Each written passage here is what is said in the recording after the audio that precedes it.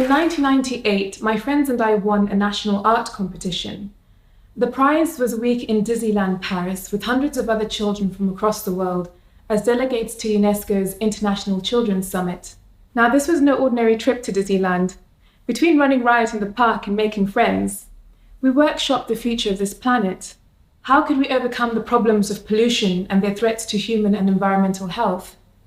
How could we guarantee universal human rights of equality, justice, and dignity? Towards the end of the summit, we created a 20-year time capsule with each country planting a vision of the future they hoped for. But as I look around today, it's clear to me that those visions have not come true yet. We're confronted by the same crises, made infinitely worse through decades of geopolitical inaction. We now face global existential risks as a result of the climate emergency, with the world's least resourced and most disenfranchised, made more vulnerable despite having contributed least to the problem. That trip to Disneyland taught me that art and design had the power to imagine other possible futures.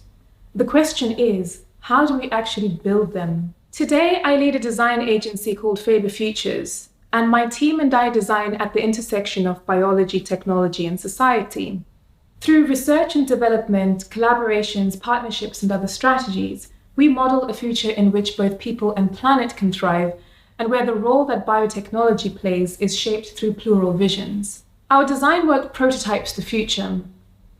We've developed toxin-free, water-efficient textile dye processes with pigment-producing bacteria, pioneering new ways of thinking about circular design for the textile and fashion industries. You've probably already heard of data surveillance, but what if it was biological? Using open-source data on the human microbiome, we've created experiential artworks that engage with the ethics of DNA mining. How can we embed a culture of multidisciplinary co-design from within the industry of biotechnology? To find out, we designed the Ginkgo Creative Residency, which invites creative practitioners to spend several months developing their own projects from within Ginkgo Bioworks Foundry. We also generate and publish unique and expansive dialogues between people with different types of knowledges: Afrofuturists with astrobiologists, food researchers with indigenous campaigners. The stories that they and others tell give us the tools we need to imagine other biological futures.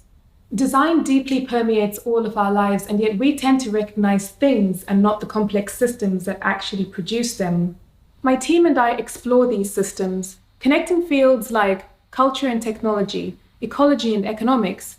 We identify problems and where value and values can be created. We like to think of our design brief as an instruction manual, mapping the context of the problem and where we might find solutions. Getting there might involve establishing new networks, building new tools, and even infrastructure.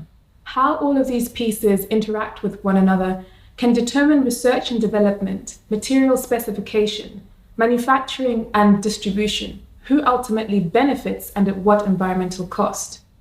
So you can start to imagine the kinds of systems that might drive the design of your smartphone or even rideshare service. But when it comes to the design of biology, things become a little bit more abstract. Organism engineers design microbes to do industrially useful things, like bioremediate toxic waste sites or replace petroleum-based textiles with renewable ones. To architect this level of biological precision and performance at scale, tools like DNA sequencing, automation, and machine learning are essential. They allow the organism engineers to really zoom in on biology, asking scientific questions to solve deep technical challenges. Successful solutions designed at a molecular scale eventually interact with those at a planetary one. But if all of the research and development focuses on the technical question alone, then what do we risk by excluding the broader context? We've all spent over a year now living at an unprecedented intersection between biology, technology, and society. We've witnessed with the rapid development of the COVID-19 vaccine that although techno-fixes offer us a critical remedy, they don't always provide a panacea. And that's because the real world is a complex social and economic one where dominant systems determine the distribution of benefits. It will be another 2 years before hundreds of millions across the world receive their emergency vaccines, which in a globalized world risks undermining its efficacy on all our communities. Scientific endeavors have long been considered separate to real-world contexts, an idea that places profound limitations on the promises of biotechnology. By missing the full scope of design, we may think we're solving problems and realize later that actually not much has changed. And a similar logic is emerging in biotechnology for consumer goods and industry. So far, it offers innovations for commodities markets, drop-in replacements that change problematic ingredients and yet sustain prevailing mindsets and dynamics of power. Again, technically sound solutions that unwittingly reinforce social and ecological inequities. Addressing these asymmetries requires us to take a more revolutionary approach, one that begins by asking, what kind of a world do we wish for? So what if we could do both? What if we could design at the molecular scale with the real world in mind? A more integrated approach to designing with biology requires us to ask more nuanced questions. Not what will people buy, but what if we put communities rather than commodities first? Could distributed biotechnology enable people to find local solutions to local problems? Can we move beyond a biotechnology that creates monocultures to one, like nature itself, embraces a multiplicity of adaptations? How do we equip the next generation with the tools, spaces, and communities they need to broaden their skills, knowledge, and ideas? An incredible amount of work that begins to address these questions is already underway. The Open Bioeconomy Lab, which has nodes in the UK, Ghana, and Cameroon, designs open-source research tools to expand geographies of innovation into resource-constrained contexts. Over thousands of years, we've domesticated plants to make them edible, creating nutrient-rich, diverse, and delicious food cultures.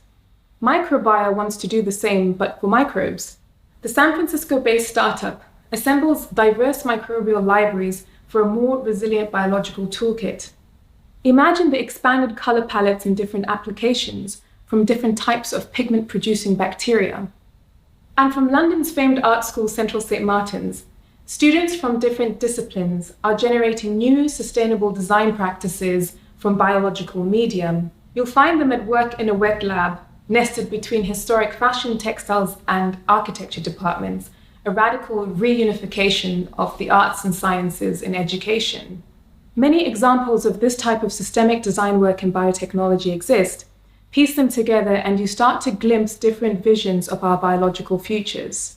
I don't know what happened to the time capsule we left behind in Paris, but I do remember wishing for a more just and meaningful world where all of nature can thrive. In their own significant ways, technology and design have played their role in denying us this, but it's in our power to change that. Fundamentally, this means recognizing that the design of, with, and from biology is designing systems and not stuff, and that with a truly ambitious design proposition, one that's based on values that center flourishing, caretaking, and equity, we have the opportunity to build truly transformative systems. Systems that open up holistic measures of value and impact, and how we think about scaling innovation and doing business for the futures we now need.